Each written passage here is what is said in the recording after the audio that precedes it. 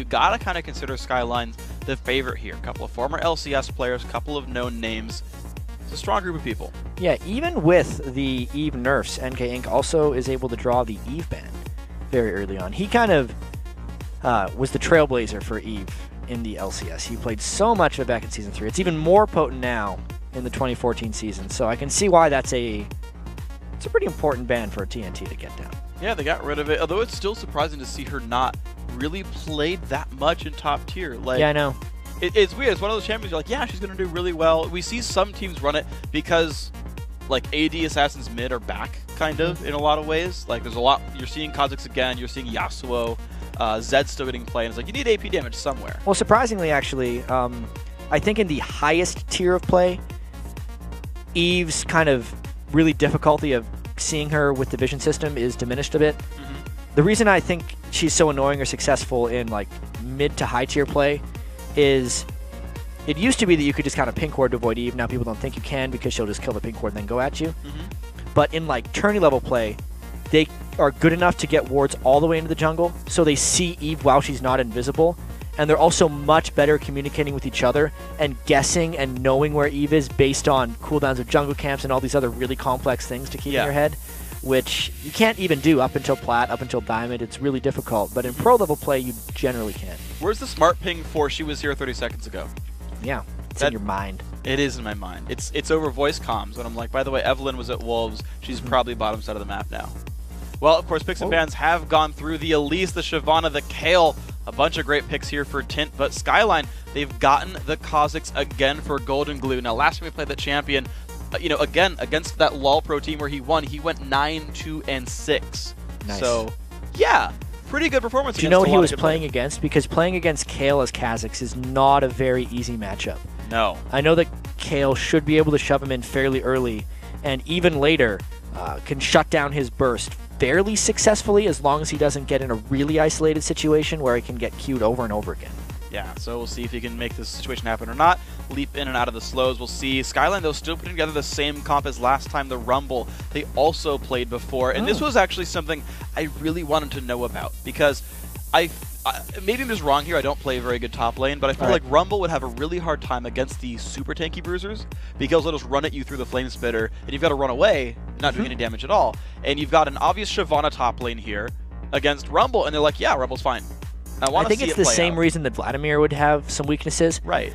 I believe Rumble can survive against Shyvana mainly because having, as silly as it sounds, 2 Electro Harpoons to keep him back, and because Shyvana's move speed is not long enough to go that much over the slow field. He should be able to keep his distance. Against Amundo, I think he'd be much worse. Okay. But I think against Shyvana, it can work. And I also like this for the Skyline team composition as well, because Rumble will hopefully have enough upfront damage that people are low for Golden Glue. Very few top laners nowadays can get kind of team-wide that many people low to let Golden Glue potentially get some resets. And that to me was always, I felt, a requirement for Kha'Zix teams. Now, if you're Gambit and Alex Sitch, you don't care and you play whatever you want because you're that good.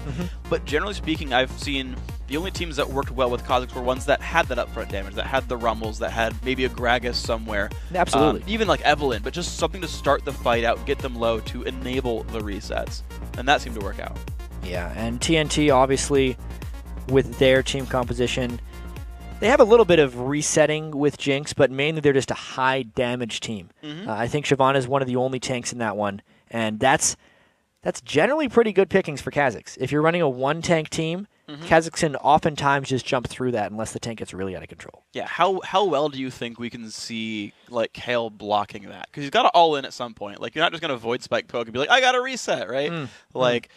At some point he's going to go in, and how well can the Kayle block that? Block the Q, all the damage, he comes in, has no reset, dies. I know. Potentially. Yeah. That's going to be a fun little minigame to see. That's a really high-skill minigame they're going to have to try and play. Even when Zed was a thing, it was rather difficult for Kales to block it properly.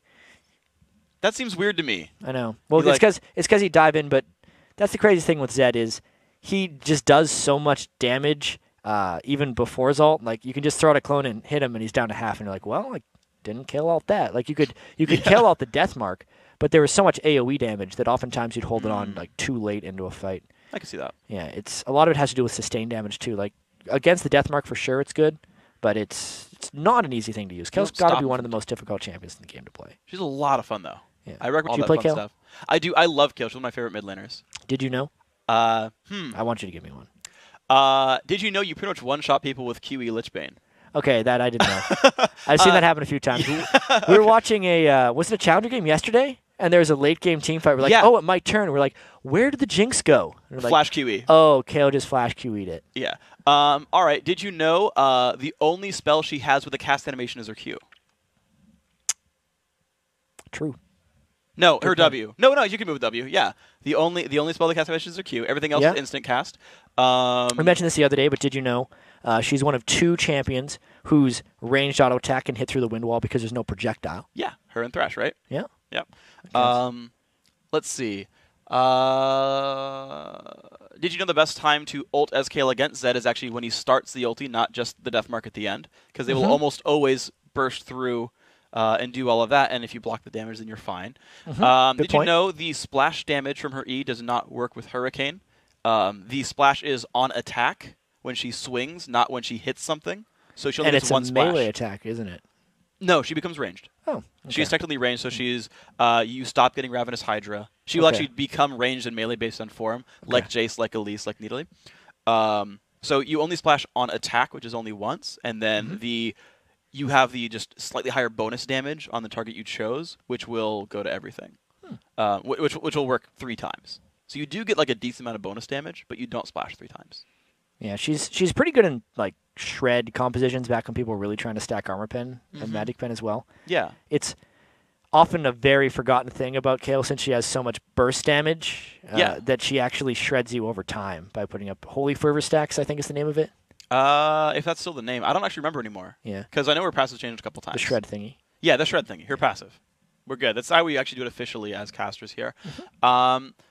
Did you know, let's see. Did you know in Season 2 she was played as an AD top laner by people like Dyrus? Yes, they used to go double Dorans oftentimes to an Infinity Edge and a Phantom Dancer. They turned into a double AD carry. Yes. And then it was actually Soul Crush, one of our many designers, who was like, why isn't Kale building AP all the time? I'm just going to buffer ratios. 0.2 to 0.4 on E won't do much, will it? And we're like, all right, go for it. Yeah. And it did. But the funny thing was the build there was Liandry's. It was like the main build was Liandry's Kale because did you know E is one of the very few, like, I'm trying to think about how to describe it right, but it's like a repeatable attack thing that actually triggers like on spell effects. Attack thing. Well, so for example, like Teemo's Toxic Shot doesn't spell vamp, doesn't apply Rylays. Right. It's like a special cased spell. Right. Yeah, it doesn't. There's nothing special there. So, but Kale, her E will trigger things like Rylays and Liandry's and whatnot, and that was initially the big build before Lichbane Nashor's Tooth became the big thing because it would work. It would also apply Lizard Elder. Now, guys, as the teams load into the Rift, let's take a moment and look at how these teams got there, starting with TINT Gaming. Yeah, so TINT Gaming, who I'm going to probably call TNT, they beat a team called Jet Fuel on Friday in a 48-minute slugfest, so very close game. The top laner Drill had a huge game on Renekton, but it was actually the play of their AD carry, Evan RL, that carried them to victory. He was 9-0-6 on Caitlyn, which is impressive in a game that long, Freak. Yeah, it really is. Not dying as AD carries, sometimes a very difficult thing to do. Of course, on the other side of the Rift tonight is Skyline, a team with a couple of familiar names on the roster. Yeah, so Skyline actually pulled off an upset on Friday when they took out the former cursed mid laner Nyjackie's team, which was LOLPro. Skyline was the 15 seed, while LOLPro was the 6 seed. Nyjackie wasn't the only former pro in that game, actually. Skyline has a couple former members of Velocity Esports on their roster. NK Inc., the jungler for Velocity, as we were talking about, drew the Eve ban early. He was in last summer. And, of course, Evaniscus, or if I was willing to scream how Kobe called him, Evaniscus! Really loudly, is from Velocity as well. He had a couple good games last split. And if your ears didn't die, then our microphones are really high quality. I just did a quiet scream. Oh, I just go all out all the time. All right. I'm actually sad about this. So I actually like Evaniscus, like as a player and as a person. I've talked to him a few times. But my only like big memory of him in LCS was like the horrific. I was gonna say horrifying, then it said horrific, so it just sounded bad. I just remember him dying a whole bunch. Is that what you're gonna say? A really bad Lissandra game. I think it was the first Lissandra we saw in NA. Had a really rough game, like 0-8 or something, like really saddening. So when Evaniscus did badly, he did really badly in the LCS. Like, he had his couple good games. I really liked it when Velocity Esports ran a lot of those, like, double AD, Janna mid type compositions. Like, he felt pretty at home in those teams. But when he was on Zyra or something and he started dying, He used die a lot. He died more. a lot. That just kind of happened with supports back then. I mean, it still does, I guess, a little bit here, but when your core champions don't have, like, escapes or hard CC and where you're like, I'm Zyra or Lissandra, I am very squishy and have to go in to do things. Like, I just remember, like, how many times Zyra would die to Ahri in the World Championship games. She would just see her at some point and would die to Spirit Rush. It was really sad. It's like it was a DFG, and then Ahri just stood next to him, and he died. You press your non-skill shot buttons to make sure you can't possibly fail. And the champion fell over. She turned into leaves. But here we go, guys. Skyline and TINT Gaming back. Well, not back, but now on the Rift here. Best of one winner plays the Walking Zed next Saturday in the top 8 on their way towards the LCS. We'll see if these guys can do it. Right now, Ezreal just taunting, saying that Jinx belongs in a museum. But I feel like she'd rather blow one up than walk into one. She would. Yeah. Yep. You belong in a museum. Man, he really wants her to know about this. I got to say, though, I'm pretty excited to see the Rumble Kha'Zix synergy. It's been a while since we've seen Rumble in the top lane. I think the last one was Balls in the Battle of the Atlantic. We'll see how well Jezzy can do. I think it's definitely going to be worth watching whether his Electro Harpoon can keep Shyvana at bay and whether he gets trained down like frequently or not. Yeah. Because if he can farm up and become a strong Rumble, the synergy between him and Golden Glue's Kha'Zix is going to be really high. It's true. It's going to be a really easy comp. And you even have Jarvan there just to lock him in place for a bit more fire. You've got Ezreal to fire across the top. So there's actually a good amount of synergy. Like, 4 members of Skyline are there kind of, at least in part, to make Kha'Zix work. TINT moving in, though, for the jungle. Looks like a 3-on-2 here. And, yeah, Skyline's got to give it up. And Yeah, I like yeah, good delayed invade. Yeah, I like how late it was because Inkink was like ready to go for the red buff and is like still hasn't even started his jungle yet and the red buff's already taken. Now he's got to run all the way back across the other side of the map, and it's a kind of a late developing lane swap as well. They're going to 1v2 Rumble. Okay. Which, by the way, is much worse now than it was maybe 6 months or so ago. A nerf that used to happen to him is a 10 damage got taken off of his Electro Harpoon. Yeah. Which doesn't seem all that consequential, but we were talking about last hitting under turret and the difficulties you have by yourself. It took it under the threshold to last hit the range minion with one shot. So 1v2ing his Rumble is really difficult now if he wants to get farm. He means he has to tag it with his Flame Spitter and then get Electro Harpoons down on it. One of the hardest things, by the way, is last hitting a minion with a Flame Spitter because the damage ticks are so low on minions. Yep. Like, I mean, getting the first hit and then E-ing afterwards, sure. Okay, Skyline, though, this is good. They got the 2v1 lane bottom, and so they rotated down to their enemy's red buff, and they got that successfully. So the late invade didn't really hurt Skyline that much.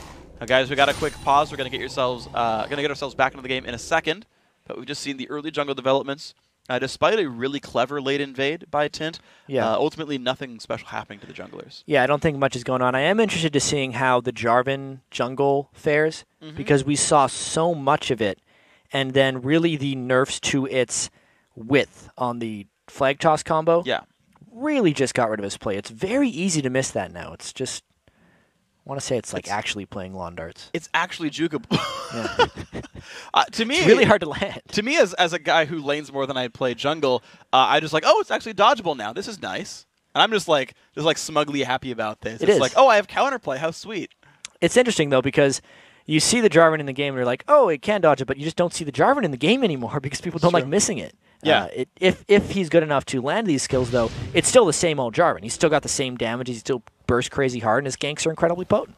You know, even after the ganks, I saw him a couple times. I would literally see, like, top-tier junglers. Actually, hold on. Jezzy getting dived, only level 2. Likely to go down, and the turret aggro drop. Nice play by Mimo on Elise. 1-0 already for TINT. Well, 1v2 Rumble. Turns very quickly into 1v3 Rumble, and look out. Wow. Kale. Where was he going? We must have missed a little bit of that action while we were paying attention to the 3-man in the top lane, but I would have to think that he was trying to escape a gank through there because he was pushed up in the lane. Yeah. Not that he was trying to rotate to the top lane. That is the most likely explanation. I mean, everyone burning their flashes for that one. 3 summoners for 1. Definitely a hardcore chase at the end of all that. So 1 for 1 on this one. But to continue the Jarvan point I was making, so after the nerfs, I would occasionally see like very top tier junglers would flash W because they to slow it down. Right, to slow them down, because they knew that if they flash, they could still catch with the EQ, and then they would EQ long to catch the flash. So there we go. Taishi getting jumped on, and he has to run to the left. Yeah, it's because NK came down from the bottom side, and then he flashed, EQ'd, and forced a flash. But that's why the chase was a little bit longer. NK Inc. does get the red buff proc on. And I actually agree with you on Jarvan plays there. You too often see Jarvan's just like not getting into auto attack range first, especially when you have a red buff. It's oftentimes worth it to just flash and hit him once. Yep.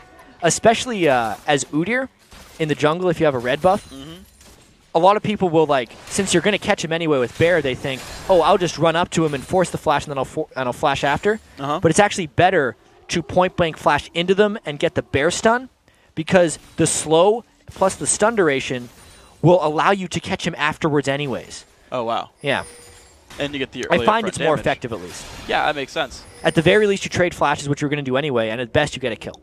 Nice. I like the upside there. Kale, oh no, Taishi, you're in the wrong spot. Goes upwards, not much going to matter. A Wild Bell's nearby, lands one of the stuns, but the Volto Spiderling, oh my gosh, he actually lived and couldn't chase. No cooldowns left. We were just talking about the flag toss combo. That was a really poor flag toss combo by NK Inc. He threw it like 3 feet in front of him and then dashed to it. It was like a slow motion dash, and he didn't even get the knockup onto Tashi there. Obviously, they stopped chasing because Elise was there for the very late counter gank, but a little bit of time wasted and a nice escape. Oh, well played then by Kale, making that one happen. Last thing in a turret, Drill only got one of them at the end there. Slightly late attack one before that. It's okay, we'll forgive him. But this 2v1 lane down here, so we saw the dive initially work there on the top lane, but they all recalled. They didn't stay for the turret, so none of these turrets have yet fallen. Meanwhile, Drill stuck in this 2v1, and his turret's not dying all that fast yet. This one's going down, though. Yeah, I think it's because there's been a whole bunch of a wild Mimo in that top lane. First got the kill on a Jezzy. Second was able to finish off the turret. So TINT will want to try and rotate those lanes around, and there's a outside chance they make it back to this bottom lane before the turret falls. That would mean the world to them, but it's going to be a tough move. It's going to be hard. Looks like Jinx Lulu will be there for the next wave, but this one without a cannon. We'll see if it does enough damage here. Okay, Taishi getting rid of some of his minions, and this is close. Last minion is going down. Not that much damage left in the turret. They got their dual lane back. Plus, they got a BF sword now to a Doran's Blade. So when Jinx arrives back in that lane against Impactful, which, by the way, some people say isn't a word. I disagree. I don't think it is. Yeah. I've seen it on some online dictionaries, but not on others. And it depends what reference you want to use. I've always been a proponent of English is whatever language you want it to be. Okay. Yeah, the same way that, like, LOL is something that people say now. And selfie? Word of the year. Selfie is, unfortunately, a word. But it's okay. It exists as YOLO. well. I mean, YOLO's an acronym, but still. According to our writer, Merriam-Webster does say that impactful is a word. So whoever told me that impactful wasn't a word is not true. We just about had a pause there, but just kidding. Luckily, we didn't have to. No pause at all. There are no bears in this game whatsoever. None of these champions would have pause, actually. I don't think Yordles count. I feel like they don't have pause. What about like a Kha'Zix before he grew up? If he wasn't Mecha Kha'Zix, would those be considered pause? I mean, does a Praying Mantis like ever have pause, or are they always like sweet freaking Scythe arms? They're kind of Scythe arms. Yeah. Rainbow Scyther, by the way, is the unofficial name. Oh no, dude, Rumble, he's a furry little guy. He's got pause. Yordles have pause. I asked that. Do Yordles have pause? Rumble better have pause. Why? He's a Yordle. Otherwise, got a severe hair problem. I mean, you could just be a furry dude. Mountain men, all of them. All Yordles are There's actually... a difference between being a little hairy and having hair all over your face, freak. It's a really long mustache and really long bangs. Yes. It's just a ridiculously low hairline. You'd never guess it. Really big eyebrows, maybe? Bushy eyebrows right there. Anyways, it's a pretty big lead here for TINT Gaming. And I actually have a question that you're going to probably be able to answer for me. Is the blue side team always the higher seed in these up until the point? They get choice. They get choice. Okay. So the way it works is we actually assume players want blue side. Historically, teams always tend to ask for blue side. And so it's like, if you don't say anything, we'll assume that you wanted blue. And so it just keeps things going. But like, for example, in the World Championships, like SKT and Royal both asked for red. A lot of times they do for picks and bans. Yeah, every once in a while. So some of these guys do ask for red. I believe this was a standard TINT ask for blue here. I'm also actually not entirely certain on the ruling. We do have a pause real quick, so we'll talk about this. I actually don't remember. I need to look up the rule of how seeding works. Like, if you get an upset win, like, do you take over their seed? Like, the spot on the bracket is always higher seeded, or if you have to upset everyone, you're just like, well, I'm still lowest seed the entire way through. Yeah, we'll get the word on that. I'm Probably sure. the latter is my guess. That the I don't think it would, I don't think it would 22. dynamically reseed. I think it would just be a bracket style, so teams have more time to prepare. Yeah, that was definitely the logic for seeding at Worlds when they were seeded in from the group stage. It was a full bracket through. Yeah. Okay. So anyway, So game started out, a little bit of a gold lead here for TINT. Good sort of turret play so far. They've gotten their own turret here. We're going to get the game on pause about 20 seconds. That's the word we're hearing, so no big deal.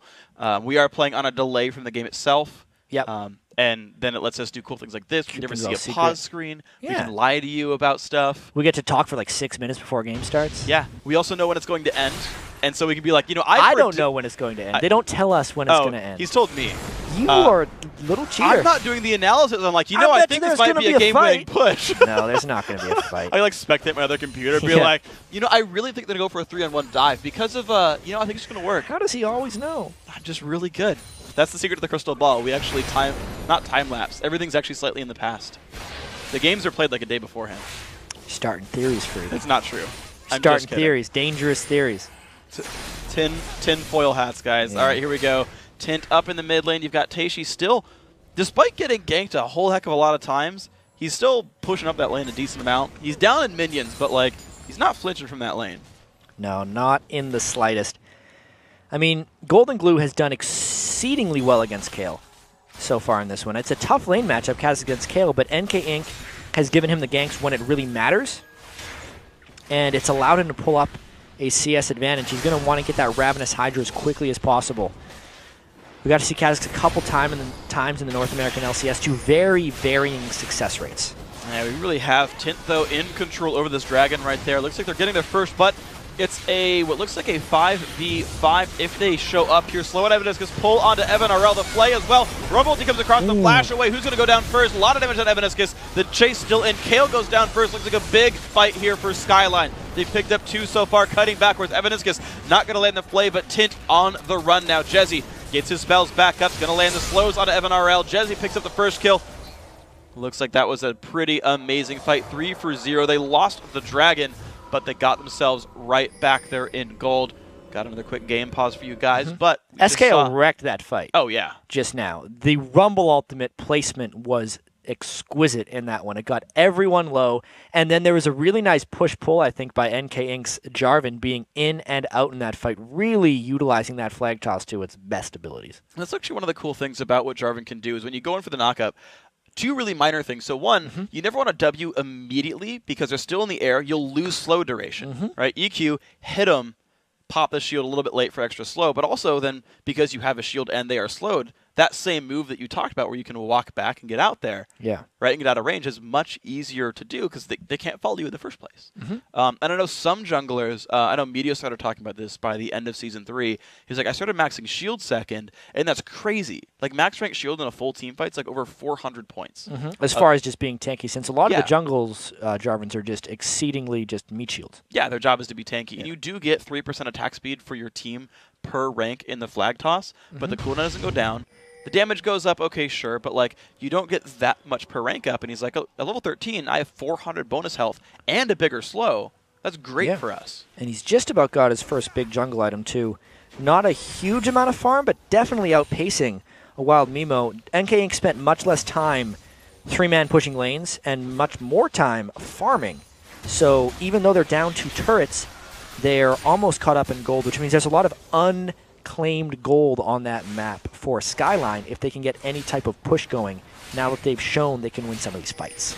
Definitely can right here. We're still waiting on the Kazakhs to really go mental in this one. He went 2-0-1 in the last fight, has the Tiamat, has the Vamp Scepter, so Hydra's not far apart, but we've seen some good starts to these fights overall. Yeah, Tiamat making that pretty easy to clear for these guys. And just to keep you guys up to date, the Kazakhs did evolve his Q. This is what he's maxing as well. We've seen different builds. I've seen evolve the Spike Racks for wave clear. I've seen even maxing Spike Racks as well for wave clear. But it's all Assassin right now. It's pretty rare that we'll see the W. It's occasionally done nowadays, although it's a very cool explosion particle.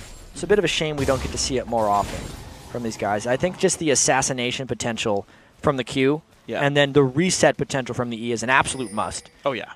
That by the end of the game, they want the third stealth, so you very rarely get to see the W. It's too bad. It's a fun one still. It does have more slow, so I feel like you really need poke, or you really need just, I don't know, somehow some more extra catch potential over everything else. Yeah. I don't imagine you'd never not evolve Q, though, at the end of the game, just because the damage is there, but... People didn't used to evolve Q. That's true, actually, you're right. W is a big thing. But I guess the W evolve was enough damage boost. The Rebel ulti coming across. Mimo not super happy with that one. Clipped by the Ezreal, but no one's going to go in on that one.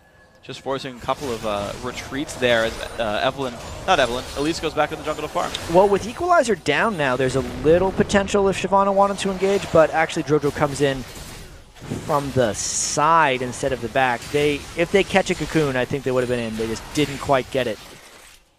If we look at these teams overall, there's very low amounts of initiation from TINT. Unless they land a Cocoon, they don't really have much. They're basically relying on like late game rockets from Jinx and Lichbane Kayle procs to like push turrets down, or to hope to just have enough stats they can just run at you and hope what Shyvana Lulu does enough to start a fight. Well, they were very much a fast push comp early on in the game, and it's kind of slowed down. They got the first 2 turrets, but now they've stalled out a little bit. You can see Golden Glue just scaring Evan RL away from that turret. But then leave him to go and grab the rest of the minions. But that does make it the first turret of the game here for Skyline. And one of the things that I've found really interesting in the 2014 season is the fact that turrets have, at least the first 2 tiers, have local gold and global gold. And what I've seen some teams do is they'll get close to the turret kill and the support will leave to funnel more of that local gold to the AD carry. Yeah, it's pretty smart. You share it otherwise. Because otherwise it's shared amongst the people that have hit it or are in range of it. One thing you shouldn't do, and I've done it far too many times, is leave the turret alive for the minis to finish it and just run away, because then you miss out on the local gold. Yeah. You feel like an idiot afterwards, which I've done a lot. 150 for the outer ring. And actually I've seen games where I'm like, I feel like they should let the turret die, even though they give 500 total global gold around. Or like a team should let the turret die to minions, almost like a, just a full deny. Yeah, like, still if you get 500, but you deny 150 eventually. Yeah, because you know the turret's going to go down anyway. At that point, you're just hoping that you don't help someone on their team hit a big item.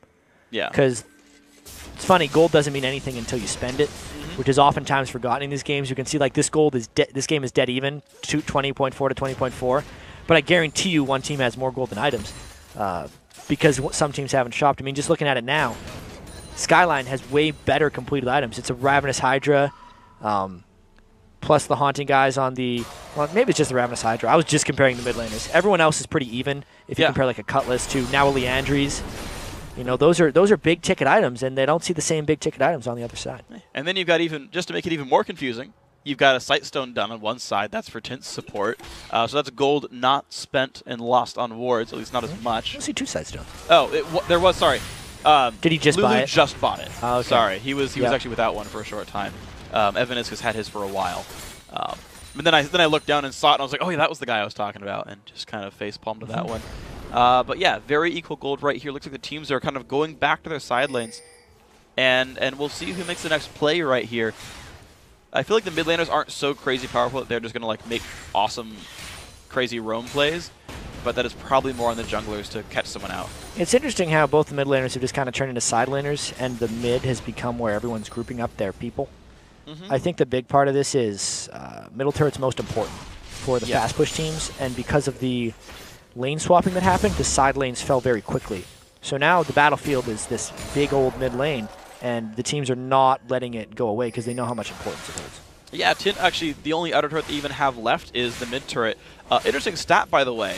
So top and bottom outer turrets are most likely to, on average, the fastest turrets to fall, and then the mid lane outer turret is next.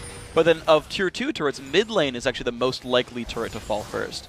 Because typically, and this is my theory on it, once you've got the outer mid turret, that's probably because you want to fight for that turret and you get 2 off of it.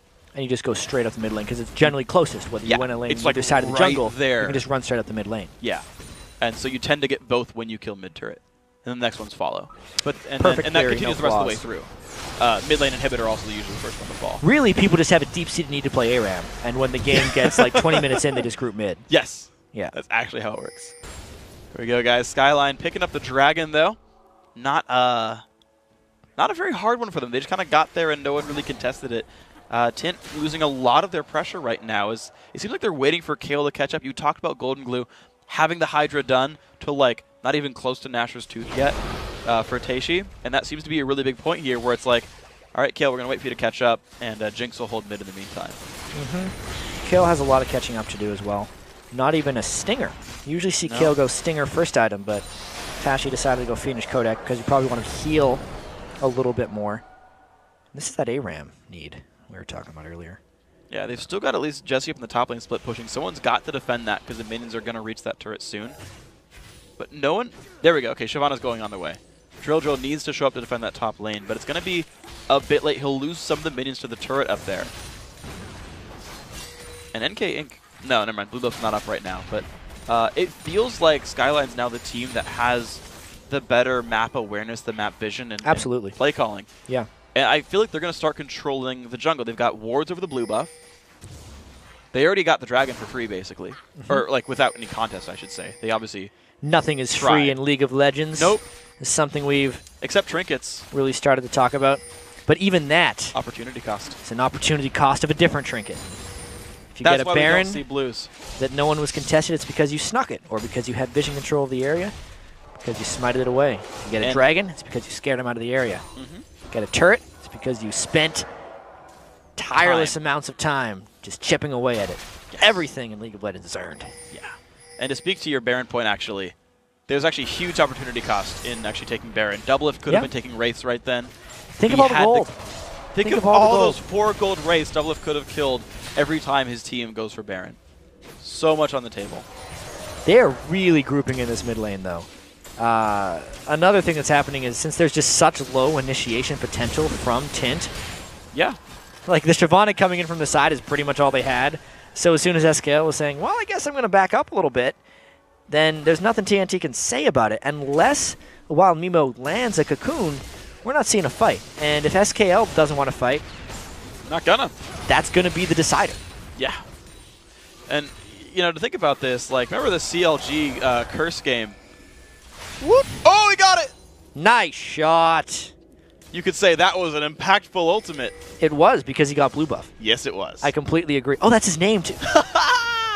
No. Kha'Zix is an unseen threat. But he's seen right now, so it doesn't work anymore. In the top lane. Evan is just stealing minions. I saw that. He's got 13 now, which is actually also losing potential gold because that means his ancient coin isn't proccing. Yep. Such a waste. Nice hook. Are they going to go? No, because it was Elise. It would have been too dangerous to go in under the turret right there. You'd never follow a spider into her web. It does seem like Skyline is definitely chipping away at TINT, and it's kind of becoming a bit of a desperation right there for him. Drill's trying, but runs out of health rather quickly. Ooh, good flash. Golden Glue. Runs to the side. I'm surprised he didn't just flash Q right under the turret to try and execute him, knowing that Flash was already down. I think it would have killed him, but instead he's just going to try and lifesteal up on the wave to make it safer, because their goal is the turrets. Well, turret does remove isolation, though, if you're close enough. Ooh, bit of miscommunication. Mimo just going to go back in there, picks a whole bunch of ultis, but repels at the same time. And Golden Glue is around the back right now. Unless TNT backs away, there's no kill ultimate to stop him this time on Kha'Zix. The next wave could very well be the turrets. This could be rough. Kha'Zix still waiting. I think he gets spotted on the way over, but he's just waiting on the side. Skyline ready to push in. They've got a numbers lead as well. It's going to be a 5 versus 4. At the very least, mid lane turret does go down. Let's see if they can get another one here. Pull is on. Uh-oh, Lulu, you're not in a good spot. You do have flash, though. As ult, they're going to live. Still successful. Yeah. They've claimed the gold. Uh-oh. What are you doing? I think he wanted to be tricky and then failed. Yeah, and then he took half his health and damage. The Lantern's maybe not cool more right now, too. Ooh, they're re-engaged there from the Rumble ulti, baiting the team in a little bit. Ultis are mostly down, and here comes a fight on in. Taishi has nowhere to go and no way to turn invisible. Impactful jumps in, picks that one up, thanks to his blue buff in part. Evan RL, though, still on the fight, has to run away. Cheeky little Ezreal able to bait the team in. That's the old look like you're in the shop so the other team chases you a little while. I can't believe that worked for Skyline. That is a backbreaker right there for TNT. That's pretty great. You know, you lack an engage, but you can always bait them in. You know, actually talking to, I know... well, it's weird because Skyline's the team that has the engage. That's how they're able to turn it. Yeah. Because they said, like, they fell far enough away from their base, and now they just decided to fight them. It's a tarp. Trap. It's a trap. It's a trap. And it was. Well done by Skyline here. It's actually funny. We talked to Cloud9 on the desk here. It was their win over CLG. He said, yeah, we were using Elimination as bait, but we underestimated Annie's damage, so he died instead of actually baiting a fight. Multiple times. Yeah, like 4 times. And then I kind of wondered, like, so when games with support has a lot of deaths, how much of those are like, oh, it was bait? And how much of that was actually true and just said as the reason after the fact? Well, if you're trying to save face, all of them. All of them were on purpose. Yeah. But even still, it still means you misjudged their damage. It's true. But it sounds better that way. It does. Just blame the jungler. If Meteos were there sooner, it wouldn't have been a problem. Which is true, actually. Always. But yeah, actually, no. But you're right.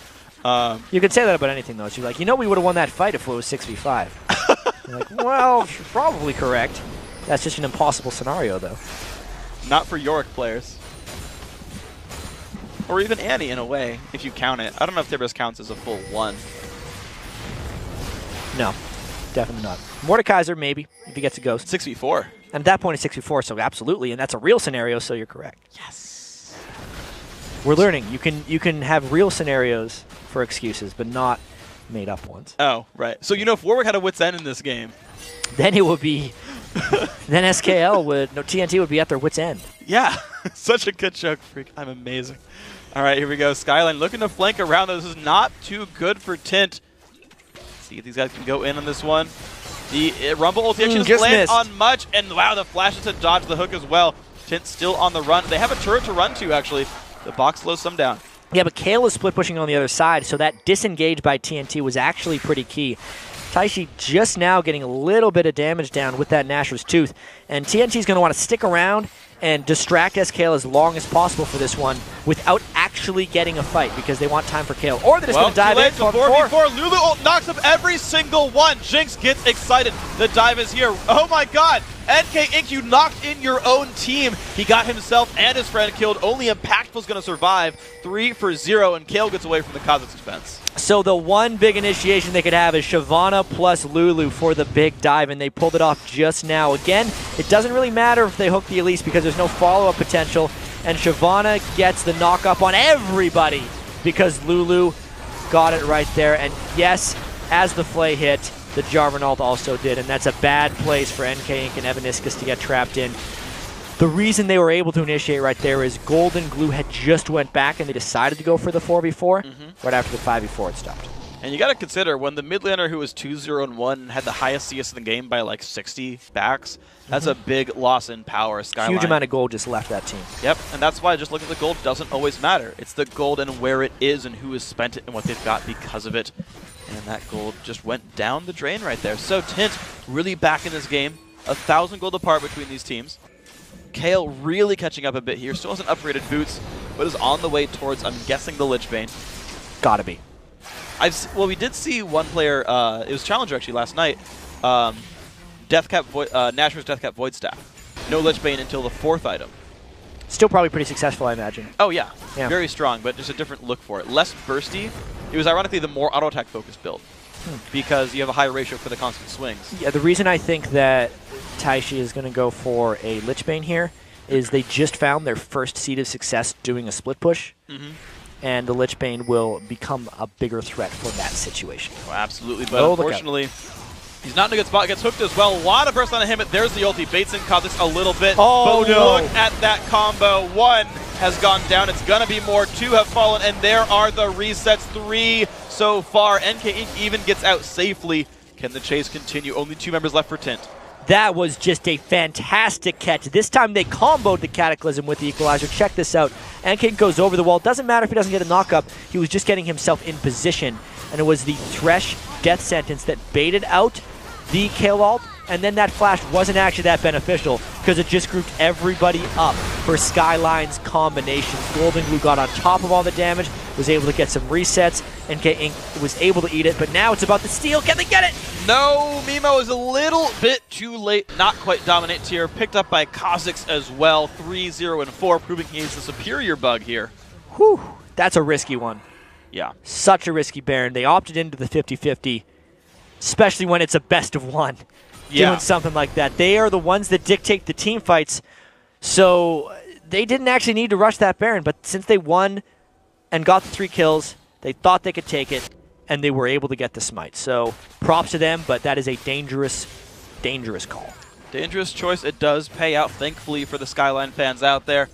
5,000 gold now puts them ahead, and that's pretty nice for these guys. They're going to have to go back and buy soon to put that cash actually to work for them.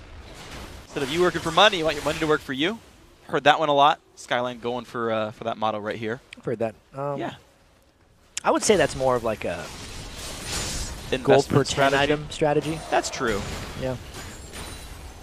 Generally, your money does always work for you if you buy items. Sure. Unless you miss all your skill shots and you bought a bunch of AP. Then it wouldn't really do anything for you. No, it wouldn't. In this case, though, guys tend to be hitting their skill shots, so I can't be too sad. Impactful going for, we've been seeing this build more and more from Ezreal, actually. Trinity Force, Ruin King. It's the maximum amount of mobility. It's just playing more off of Ezreal's strengths, which is sometimes slipperiness. Trinity Force gives them move speed. If anyone ever gets close, gets even more move speed by using the Blade of the Ruin King on a tank that approaches him. It lowers him in straight-up dueling potential, but it makes him as annoying as possible. Right? It's probably not as annoying as the blue build for the enemy to play against, but it's more damage and faster. The blue build's all about slowing the enemy down. This one's about just Ezreal being quick. Definitely going to be quick here. It has a plenty front line to hide behind as well. Looks like bottom lane turret's going to be going down safely here for Skyline. That's going to be number 4 here. Actually still behind the turrets, interestingly enough, but TINT hasn't found their footing in a little while here.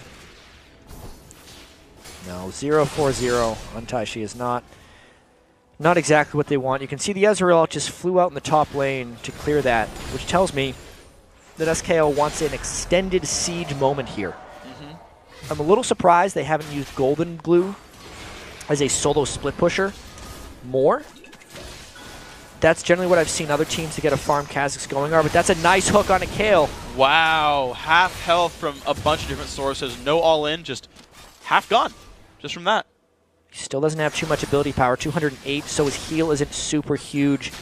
He's recalling immediately. If the next minion wave can get there in time, then they're going to be able to get some damage down. Kill just now in the base and coming back out of it. Let's see if SKL can make something happen. Kale's really close. Yeah, Sork Shoes, Lichbane, and the heal for movement speed. We'll see if it's enough to get him back here. Turret starting to take damage here. Impactful, proccing the Trinity Force sometimes for some bonus damage. That's going to go down right there. TINT losing another of their structures, making it 5-5. And now both teams' respective sort of far side, outer second tier turrets, the only ones left standing on that group. Easy Dragon as well for Skyline on the way back out. There's not much left for TINT to recover for right now without winning a fight. Skyline could have been way sneakier going through that Dragon. You saw 3 of them jump over. I was like, oh, but the whole team could have. Because Thresh could have hooked over and thrown the Lantern for Rumble. And literally all 5 of them could hop the wall. That'd be fun. Like a freight train. Yes. Just similar to that. Train. Missing a Hecarim, though. Yep. Fine, here we go. Skyline back in to the mid lane. Why the heck not? Get rid of the minions. Still no one's showing up top. They're just letting the minions accrue there and slowly push down to create pressure a bit later. Taishi getting whatever farm he can. Only level 13, though. Mind you, his lane opponent during the beginning of the game, Golden Glue, 17. Gigantic level lead between Kha'Zix and Kale. He would just destroy anyone. It's all the split pushing Golden Glue's been doing. He has so much solo XP, and even though Taishi has split pushed a little bit, he's been trapped babysitting the team for quite some time. And you've seen what that does to his levels right now. I always wonder if you get in these games if it's worth buying Ancient Coin on everyone, because it'll actually be worth like 10 extra gold per minion. Like, I feel like there's a world where that works. I don't know. I've been trying to figure out weird strategies to break the game. Haven't gotten to test them yet. Dual Targon at the beginning of the season. I want to run a bunch of tanks in Soraka. I want to run like a double support lane like Soraka Sona, and then run 3 tanks, solo laners, and jungle, and just like move into people. Because it's an underestimated thing, you know, how magic, resist, and armor scale very well with healing, because the heal is the same amount, but the more armor and MR you get, the more damage they have to deal to you. So you stack as many tanks as possible with as many heals as possible, and it multiplies on itself. True. I feel like there's something there. I kind of agree. I think there's definitely potential there. I actually fought a Sona team in One For All, and the W's stacked. So they've all got. Dear Lord. I think they did anyway, because I saw a lot of buffs on their buff bars, and so they all have like 70 bonus armor MR or something silly, and it's like, yeah, it's kind of hard to kill. Absolutely. And they all heal for 200 apiece and target what? It's the lowest health nearby The by lowest, percent health. The lowest, yeah. Lowest percent And health yourself. nearby champion plus you, yeah. So they'd all heal the same guy. Then you would get the bonus like 6 armor MR from being targeted by the heal. And life was just painful. Damn. I was Ash, you had to spike him out with arrows and stuns. Skyline's doing a pretty good job pushing these turrets around, though. TNT is not able to follow them, and they have a huge minion wave here, so clearing it is very difficult, and we may see them get a whole bunch of turret damage here.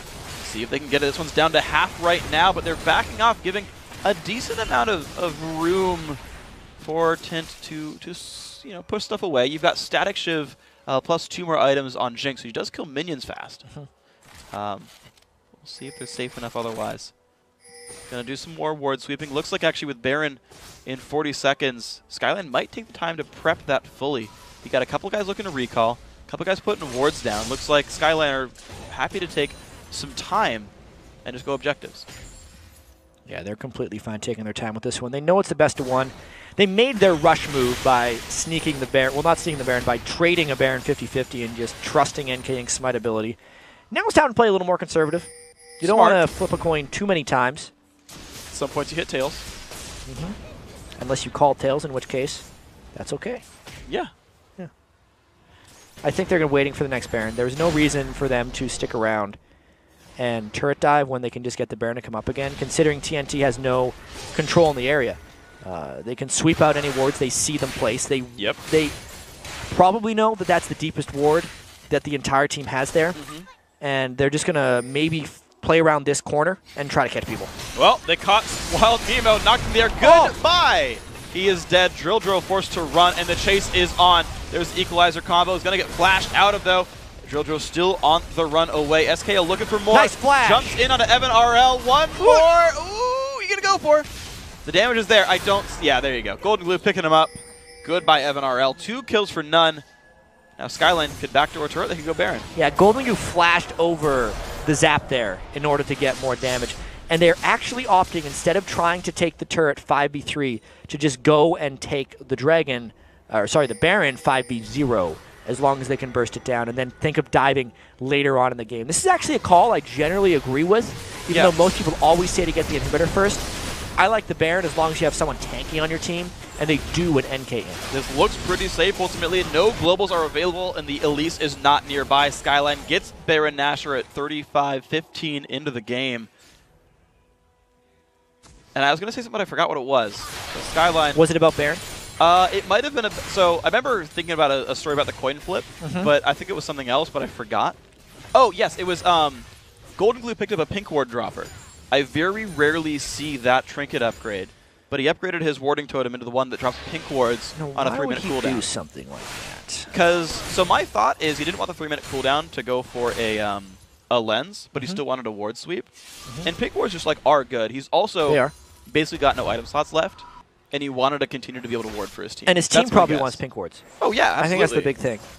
Yeah, I think it's probably a pretty smart move. If I had to think of what type of trinkets I would want on like an endgame team, I would want and a winning endgame team.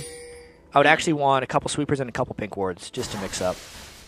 Yeah. Especially when you're trying to do split pushing like this, because that, you throw a pink ward in the mid lane, you get to catch people running back and forth. Plus, as much as you want to sweep Baron Nashor, it's nice to just have a pink ward there all the time. Yeah, the teams that I see doing Baron right now at the top tier is a pink ward inside the pit that will see all wards in there. You put it in enough. In the pit enough that you will see the entire ring. Especially the ones in the corner, around the front of the Baron pit. Those ones are really dangerous to miss. Then they use a sweeper sort of near the front or in the brush, or a pink ward in that brush, the little tiny brush in the river, to make sure that the general like route in wards are covered, and that's usually enough that they're fine. No one seems to ward like the top side by the lane. It's harder to get there. There's just less wards on that side. I gotta say, Evaniscus has landed a lot of clutch death sentences this game. Their siege plan is pretty much just like wait for Evaniscus to hook someone, do a bunch of damage, and then take a turret. Well, it looks like this turret is going to be going down. One more attack impact picks that one up. Double knock from NK Inc. There's a flay back as well, and an equalizer is beautiful. Golden Glue picks up one already. The rest of his team likely to be falling. NK Inc. does die, but who cares? SKL doing a wonderful job this fight. 2 for 1. Inhibitor is theirs as well. They still got the Baron buff, but they got no minions to do much else with. See, that's generally why I like the Baron buff over the Inhibitor sometimes, when you have confidence that you can pull off a dive like that, because they had such strong initiation potential. So they got the Baron, and then they got the Inhibitor right after because they had the power of the Baron buff. Nicely executed dive there by the entire Skyline team. Even if NK Inc. died, they got more kills, and they got what they came for. Yeah, and NK Inc. knows his job. He knows there's plenty of damage on his team, so he goes for the tankiest build possible, right? Ancient Golem, Ninja Tabby, Randuin Zoman, Spirit Visage just wants to be there in the front lines. Golden Glue caught out, but I feel like he's safe here. Mimo will get the white, but that's not a big deal. Another Dragon. Skyline playing this by the book pretty much, right? Take your frontliner, engage fights well, and they're getting every neutral objective they can. Yeah, they got about a minute left on their Baron buff too. So if they go really quickly, they could do another turret dive. The turret's not going to be as low as the previous one, so they might not think it's a good idea. But I think it's a great idea. I think they should just wait for the equalizer to come up. Yeah. It's going to be up a little bit before the Baron buff expires, and they would be able to dive. They have the wave there right now. They just need the team to all meet up there, and they can go on the wave that NK Inc. is coming up with. Here we go. This is the wave they get the chance with. And actually, Golden Glue uses a side split pusher. Exactly, and this is even better because now that one inhibitor is down, he can actually come in behind the team. They had some trouble actually getting on to the right targets last time. This time they won't have that issue. Well, here we go. Turret taking a little bit of punishment. Hook's not going to land this time. Golden Glue still on the side. And that turret goes down to half on the first wave, but Baron's going to time out for the next. Yeah, I think they should have stayed in. And that's what they're doing. They're coming back in, getting the rest of the damage. Good amount of shields there. Thresh helping the team. Of course, Jarvan and Rumble able to shield themselves. Inhibitor now under siege. Golden Glue still pulling attention on the side. Inhibitor goes down. That is number 2. And there is a giant wave coming down to the bottom of the map as well, if they don't want to go for the Nexus yet. We could see a very last-ditch effort by TINT here, knowing that the Baron buff is down and knowing they're already down 2 inhibitors. This could be their last chance of actually getting some type of fight turnaround if they get the opportunity while this turret is being sieged. Well, here they go. Kha'Zix's off to the side. The whole team down here in front of the inhib. Box comes up, but that doesn't land on anything. Wanted to catch Drill, doesn't do it. This turret down dangerously low. That's going to fall as well. All 9 outer turrets are gone. Beautiful equalizer. Great Rumble ulti. Great Jarvan ulti. A lot of health bars dropping. TINT. First one goes down. That's one picked up. Impactful. Forced to run back. Golden Glue low as well, but has a Guardian Angel. He's going to be safe so far. A lot of ultis burned from TINT as well. Very few comeback mechanics left. Kayle ulti onto herself. That's going to be Jinx falling over. Golden Glue diving in to deal some damage. Popping his GA. Drill in the middle of the enemy team. Jezzy dropped low as well. Does Kayle have the damage? Still. Zhonya's Hourglass keeping Jezzy up there and pulls a Lantern. No one on Skyline is dropping. 5 versus 2, 16-5 overall score. Now the kill onto Teishi. Yeah, he's going down. Very well played by Skyline. A controlled battle. Nexus falls down. They will be playing next week. Yeah, and at the very end of that, despite all the chaos, nobody on Skyline went down. A very controlled victory, surprisingly. Yeah. I think they really just realized that TINT could not initiate on them, and they played by the book. Yeah. Almost the entire time. I do think the Baron steal, or sorry, not the Baron steal, the Baron take when they had a 50-50 smite against Elise was probably the biggest turning point.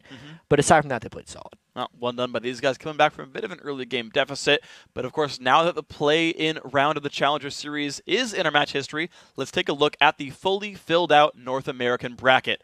On the top half of this bracket, the Walking Zed will play Skyline in the first quarterfinal showdown in a best-of-3. Yeah, the second quarterfinal matchup features the Chinese powerhouse LMQ taking on Waiso Esports on January 26th. In the bottom half of the bracket, Determined Gaming will take on Curse Academy on February 1st, while Cognitive Gaming will face off against VVV Gaming White on February 2nd. And while that's it for the week's league action,